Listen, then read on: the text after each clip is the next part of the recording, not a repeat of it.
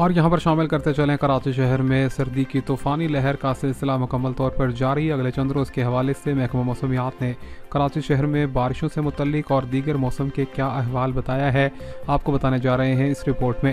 آگے بڑھیں گے، دیکھنے سننے والوں سے گزارش کریں گے چینل کو سبسکرائب کریں، ویڈیو کو لائک اور شیئر کرنا مت بھولیں۔ آپ کو بتائیں کہ بتایا گیا ہے محکمہ موسمیات کی جانب سے کراچی میں اگلے 3 روز کے حوالے سے شدید طوفانی سردی کا سلسلہ بدستور جاری رہے گا۔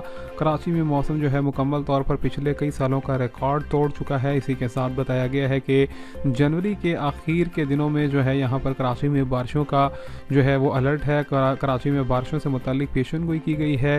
اس سے قبل بلوچستان کے اندر سرد ہواؤں کے ساتھ ساتھ مختلف مقامات پر تیز برف باری بھی دیکھی گئی، اور یہ بتایا گیا ہے کہ اگلے چند روز جو ہے کراچی شہر کے حوالے سے درجہ حرارت کے اندر مزید اضافے کے ساتھ نظر آئیں گے۔ تاہم جنوری کے اختتام کے بعد کراچی میں درجہ حرارت میں تھوڑا اضافہ ہوگا۔